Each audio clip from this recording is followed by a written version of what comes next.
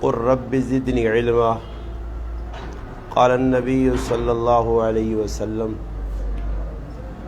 خیرکم من تعلم القرآن وعلمہ، او کما قال النبی صلی اللہ علیہ وسلم سبحان ربک رب العزت عما یصفون وسلام علی المرسلین والحمد للہ رب العالمین۔ تمام بچے اور بچیاں درود پاک پڑھیں۔ اللہم صلی علی سیدنا محمد وعلی آل سیدنا و مولانا محمد وبارک وسلم وصلی علیہ۔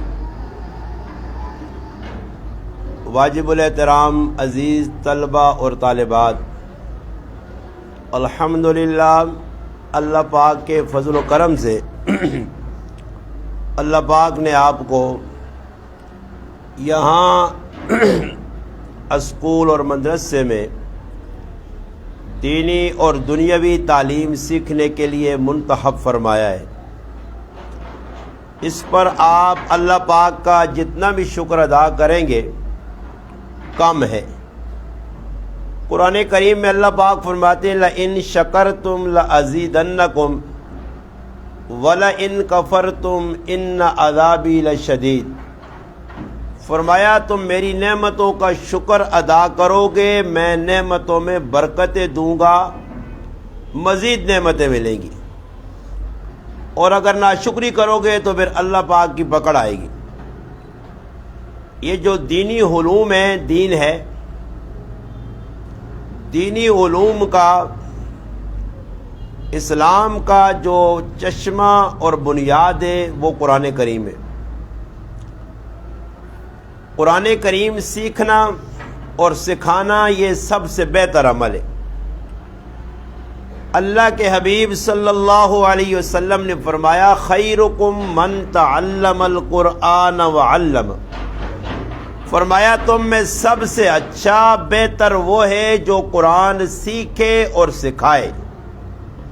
ایک ہے قرآن پڑھنا اور پڑھانا، ایک ہے قرآن کریم کو سیکھنا اور سکھانا۔ پڑھنا پڑھانا جو ہے، جیسے آپ قرآن کریم ماشاءاللہ حفظ کر رہے ہیں، استاد آپ کو پڑھا رہے ہیں۔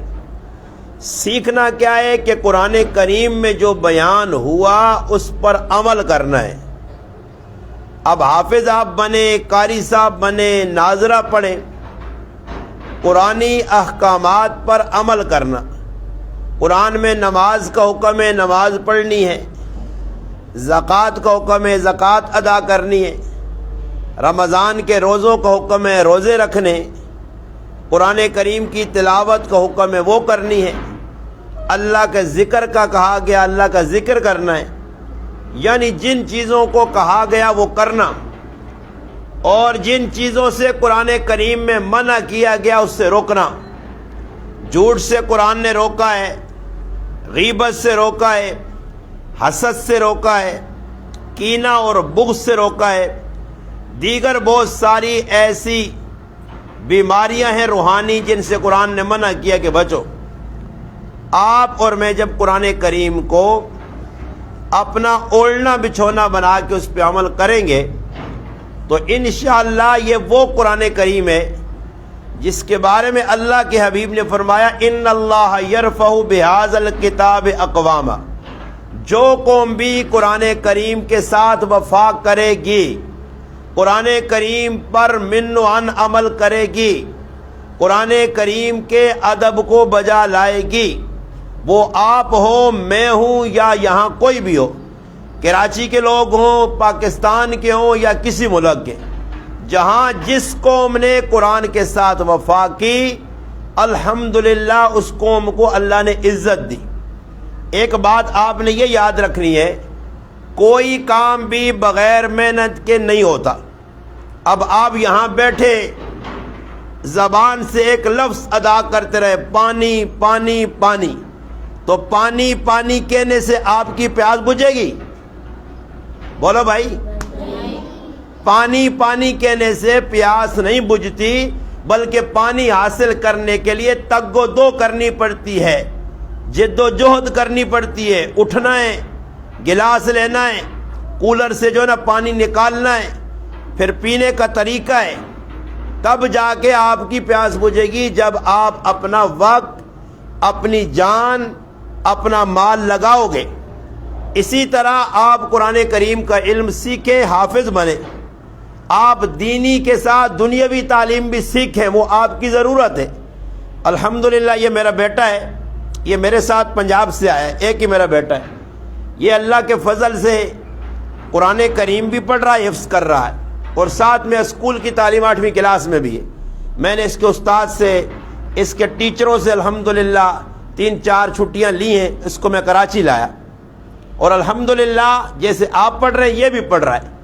میں نے بھی اس کے ذہن میں ایک بات بٹھائی ہے کہ میں آپ کا ابو ہوں، والد صاحب ہوں، آپ کا میرا ابا تو عالم ہے، تو میں اگر محنت نہیں کروں اور محنت کے بغیر تو کہے کہ میں عالم بن جاؤں، کبھی بھی نہیں ہوگا جب تک آپ وہ کام نہیں کرو گے جو میں کر رہا ہوں۔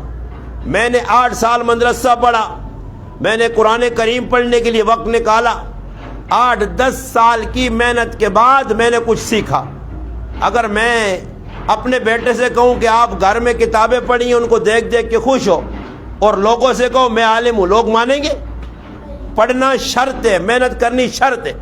اب آج کے دور میں آپ خوش قسمت ہو کہ چلتے دور میں گھر کے پاس مدرسہ، اسکول مل گیا، آپ کو پڑھانے والی الحمدللہ استاد مل گئے، استانیاں مل گئیں، آسانی سے آپ اٹھتے ہیں، گھر سے آتے ہیں، الحمدللہ آپ کو دینی اور دنیاوی دونوں علوم یہاں دونوں تعلیم حاصل ہو رہی ہیں۔ جو ہمارے اکابر تھے، جو بزرگ تھے، جنہوں نے ہم تک اسلام پہنچایا، دین پہنچایا، وہ ایسے نہیں تھا کہ گھر کے پاس مدرسہ ہے، گئے پڑھ کے آ گئے، حفظ ناظرہ، تجوید کی آسانی نہیں، بلکہ حدیث کا علم، قرآن کا علم حاصل کرنے کے لیے کہاں کہاں تک وہ جاتے تھے۔ ایک طالب علم ہے، تاریخ کے اندر ان کا نام لکھا ہے بقی ابن مخلد رحمت اللہ علیہ، اندلس کے رہنے والے تھے۔ اندلس ایک ملک ہے، اندلس میں رہتے تھے اور بغداد میں پڑھنے کے لیے آئے۔ اندلس اور بغداد میں تقریباً مہینوں کا سفر تھا، مہینوں پیدل چل کے اندلس سے بغداد آئے۔ انہیں پتہ چلا کہ یہاں ایک قابل استاد ہے جن کا نام ہے احمد بن حنبل رحمت اللہ علیہ۔ اب دیکھو آپ بھی یہاں پڑھتے ہو تو ہر بچے کی، طالب علم کی خواہش ہے کہ میں اس استاد کے پاس پڑھوں جو زیادہ صحیح پڑھاتا ہے، جو زیادہ محنت کروائے، جو مجھے الحمدللہ محنت کر کے جو میرے علوم ہیں ان کو صحیح سکھائے۔ تو انہیں پتہ چلا کہ بغداد میں ایک عالم ہے، وقت کے بڑے ولی ہیں اور بہت بڑے محدث ہیں۔ اب وہ وہاں سے پڑھنے کے لیے بغداد آئے، مہینوں سفر کر کے، کپڑے پھٹ گئے، جوتے پھٹ گئے، کھانا نہیں ملا، بھوکے پیاسے، محنت کے ساتھ بغداد آئے۔ اب بغداد آئے تو پتہ چلا جو بزرگ ہیں پڑھانے والے، ان کو وقت کی حکومت نے گھر میں قید کر دیا ہے، ان پر پابندی ہے، وہ پڑھا نہیں سکتے۔ حکومت نے، حکمرانوں نے، بادشاہوں نے اس پہ پابندی لگا دی۔ اب یہ نوجوان بیٹھ کے سوچ رہا ہے کہ میں اندلس سے آیا ہوں اتنا لمبا سفر کر کے، اب یہاں اگر علم نہ ملا تو میری محنت تو ضائع، اب کروں کیا؟ انہوں نے علم حاصل کرنے کے لیے ایک راستہ اختیار کیا، ہاتھ میں ایک کٹورا لیا، بھیک مانگنے کی نیت سے۔ آپ نے دیکھا نا روڈ پہ بیکاری ہوتے ہیں، مانگتے کبھی ایک دکان میں، کبھی دوسری، کبھی اللہ کے نام پہ، تو مانگتے مانگتے وہ اس دروازے پہ پہنچے جہاں وہ امام وقت کا ولی اور محدث بند تھا۔ دروازے پہ دستک دی، امام صاحب آئے، وہ سمجھے یہ کوئی بھیک مانگنے والا ہے۔ امام صاحب نے پیسے ڈالنے کی کوشش کی، وہ رونے لگا۔ امام صاحب نے کہا کیوں روتے ہو؟ اس نے کہا میں آپ کے پاس علم سیکھنے کے لیے اندلس سے آیا ہوں، مگر مجھے پتا چلا کہ آپ پر پابندی ہے، آپ نظر بند ہیں، مگر مجھے تو طلب ہے، میں تو کچھ سیکھنا چاہتا ہوں۔ اب ایسے کریں آپ، میں بھیک مانگنے کے لیے آپ کے دروازے پہ روزانہ آؤں گا، آپ بھیک کے بہانے مجھے چند حدیثیں روزانہ سنایا کریں تاکہ میں کچھ نہ کچھ حدیث کا علم حاصل کروں۔ کئی مہینوں تک وہ طالب علم بھیک مانگنے کی نیت سے آتے، امام احمد بن حنبل رحمۃ اللہ علیہ ان کو کچھ سکھاتے اور وہ چلے جاتے. اسی طرح الحمدللہ اندلس کے وہ بڑے عالم بنے. مشقت کتنی برداشت کی حدیث کا علم حاصل کرنے کے لیے. امام غالب قطان رحمۃ اللہ علیہ کپڑے کی تجارت کرتے تھے. کوفہ گئے تجارت کرنے کے لیے. اب کپڑا خریدا, پتہ چلا کہ یہاں ایک عالم صاحب ہیں اور بڑی اچھی حدیث پڑھاتے ہیں. سوچنے لگے چلو ان کے پاس چند دن حدیث سیکھتا ہوں. اب حدیث سیکھنے کے لیے مدرسے میں چلے گئے. تھے تاجر, کپڑا چھوڑ دیا. علم کا شوق تھا. اب تو میرے طالب علم بھائیو ہماری یہ حالت ہے کہ ہم اسکول میں تو پڑھائی کرتے ہیں, یہاں اساتذہ بھی محنت کروا رہے ہیں, آپ بھی کچھ نہ کچھ پڑھ رہے ہو, مگر اس محنت کو یہیں آپ چھوڑ کے جب چلے جائیں گے آپ وقت کے آنے والے وقت میں مستقبل میں اچھے حافظ, اچھے قاری, اچھے مدرس کچھ بھی نہیں بن سکیں گے. بننے کے لیے آپ کو جیسے یہاں محنت کرنی ہے وہیں گھر پہ. آپ اگر یہاں سے جا کے گھر میں موبائل فون استعمال کریں گے, آپ اس فون کو لے کے اس پہ ویڈیو گیم کھیلیں گے یا اور جو آج کل کی خرافات ہیں, آپ کی دن کی ساری پڑھائی ضائع ہوگی. آپ کو قرآن کا علم مشکل سے حاصل ہوگا تو پھر آپ باعمل نہیں بنیں گے. اس لیے نیت کر کے جایا کریں کہ یہاں بھی پڑھنا ہے, جو سبق یہاں سیکھا پڑھا اس کا تکرار رات کو گھر میں کریں. آپ دیوانوں کی طرح پڑھیں, پھر انشاءاللہ وقت آئے گا آپ اچھے عالم حافظ قاری بن سکتے ہیں, اچھے مدرس بن سکتے ہیں, اچھے معلم بن سکتے ہیں, اچھے مقرر بن سکتے ہیں, اچھے مبلغ بن سکتے ہیں. تو میں عرض کر رہا تھا کہ امام غالب قطان رحمۃ اللہ نے کپڑا چھوڑ دیا اور گئے استاد کے پاس, جی میں فلاں علاقے سے آیا ہوں, پڑھنا چاہتا ہوں. کہا بیٹھ جاؤ پڑھو. پڑھتے رہے. استاد کا نام تھا سلیمان احمش, امام احمش رحمۃ اللہ علیہ. 1 سال گزر گیا. آج گھر واپس آنا چاہتے تھے. صبح کی نماز کے لیے استاد کے پیچھے کھڑے ہوئے, استاد کے ساتھ نماز پڑھی. نماز پڑھنے کے بعد کمرے میں گئے, استاد سے ملے کہ استاد جی میں رخصت ہونا چاہتا ہوں. استاد کے ساتھ بات میں کہا استاد جی آپ ایک آیت بار بار پڑھتے ہیں, اس کی وجہ کیا ہے؟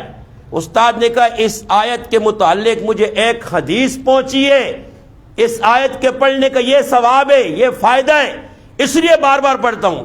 فرمایا استاد جی 1 سال آپ نے مجھے حدیثیں سنائی, یہ حدیث بھی سنائیں تاکہ میں لکھ کے گھر لے جاؤں.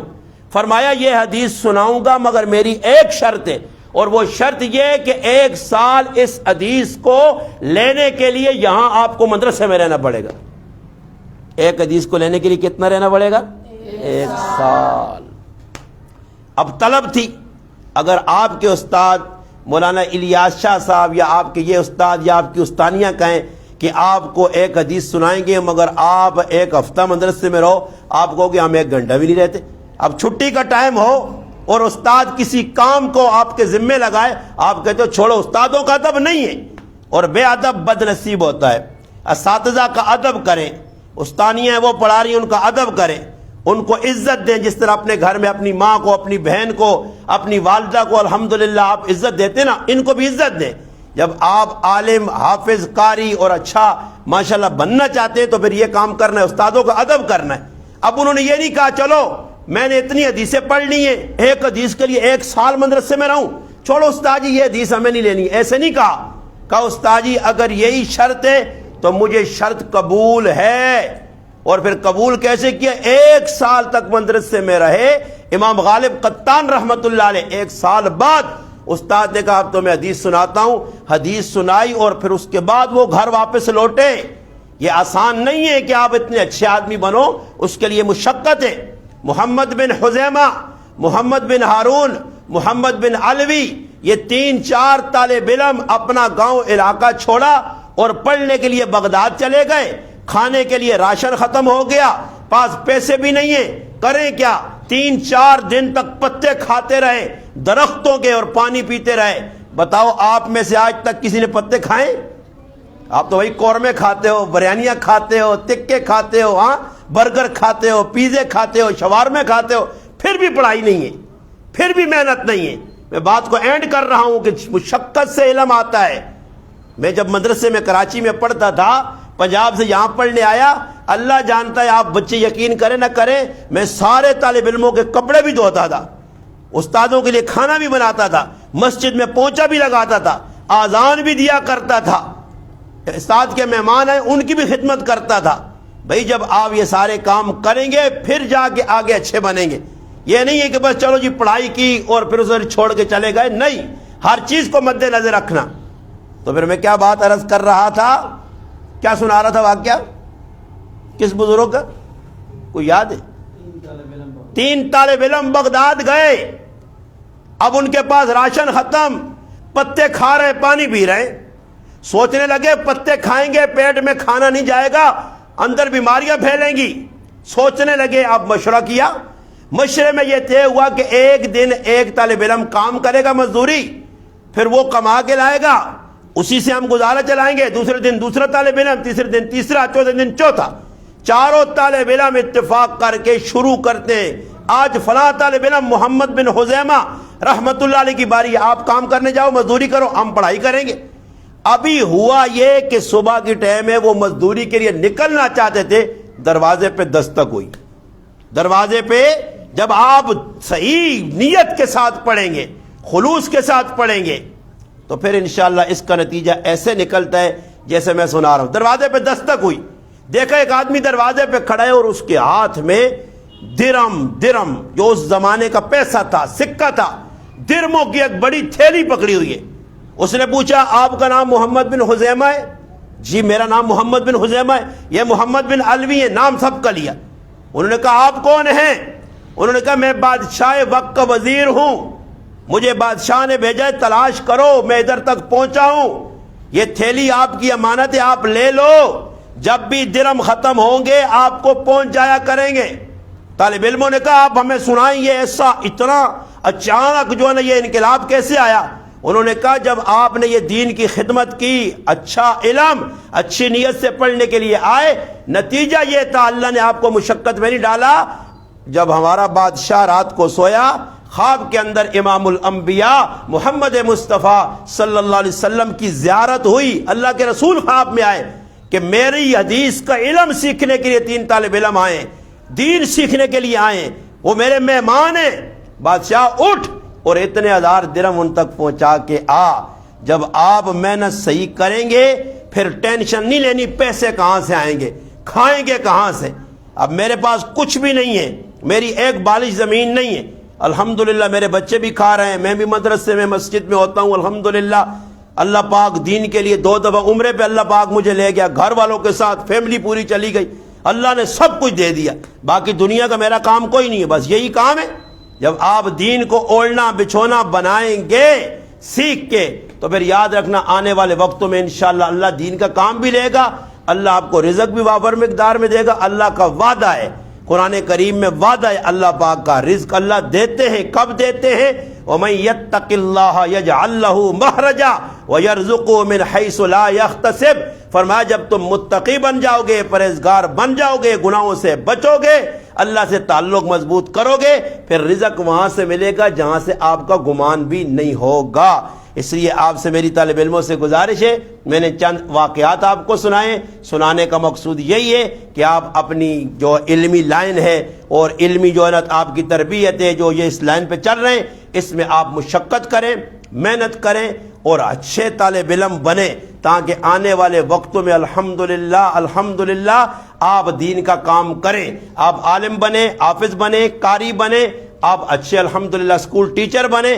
اچھی جب تربیت آپ کی ہوگی تو آپ بچوں کی آگے اچھی تربیت کرو گے. جب آپ کی تربیت نہیں ہوگی, آپ نے مشقت نہیں کی ہوگی, علم صحیح طریقے سے حاصل نہیں کیا ہوگا, تو پھر آنے والے وقتوں میں آپ اچھے. اب بھی مجھے دکھ ہوتا ہے, میرا یہ بیٹا الحمدللہ 8ویں کلاس کا طالب علم ہے. میں نے اسکول کی تعلیم بہت کم حاصل کی, والد صاحب کے انتقال کے بعد پڑھنا مشکل ہو گیا, مگر اب بھی میں ان سے کہتا ہوں کہ الحمدللہ FA کا طالب علم لے آؤ, میرے ساتھ بٹھاؤ, انشاءاللہ اسپیلنگ میں دیکھیں کہ کون تیز ہے, لکھنے میں کون مہارت رکھتا ہے, خوش خطی میں کون مہارت رکھتا ہے. ہمارے دور میں مشقت تھی, قلمی کام تھا, تختیوں کا کام تھا, سلیٹوں کا کام تھا, استاد لکھواتے تھے, کاپیاں وہاں نہیں تھی, یہ پنسلیں نہیں تھی, اس وقت قلم ہوتے تھے, قلم, اور قلم خود گھر سے ہم بنا کے لے جاتے تھے, سیاہی ملتی تھی وہ اٹھاتے تھے, اس سے خوش خطی لکھتے تھے, محنت ہوتی تھی. اور ایک مٹی ملتی تھی جو تختی پہ لگاتے تھے, وہ اس سے صفا کرتے پھر لگاتے, سارا دن لکھاتے استاد.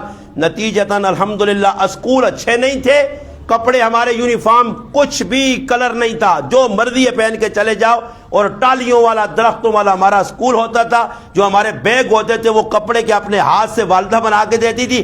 ایسے علم حاصل اسکول کا یا دینی تعلیم میں بھی یہ ہم نے کوئی معیار نہیں رکھا، تو الحمدللہ اس وقت محنت ہوتی تھی، طالب علم اچھے ہوتے تھے۔ اب کپڑے بھی یونیفارم بھی بناؤ، بہت کچھ کرو، مگر محنت مشقت نہیں ہے۔ تو اس لیے میں آپ سے گزارش کروں گا، آپ ابھی نئے نئے الحمدللہ پوپلے پودے ہیں، نئے درخت ہیں، آگے جا کے آپ نے پھل دینا ہے، قوم کی رہنمائی کرنی ہے۔ اس لیے میرا بیٹا میری بیٹیاں محنت کرو، مشقت کرو، تاکہ اللہ کرے کہ آپ آنے والے وقتوں میں دین کے خادم بنے، آپ کی دنیاوی زندگی اچھی ہو جائے، اخروی بھی اچھی ہو جائے۔ رب تعالیٰ سے دعا ہے اللہ پاک مجھے اور آپ کو ان باتوں پر عمل کی توفیق عطا فرمائے۔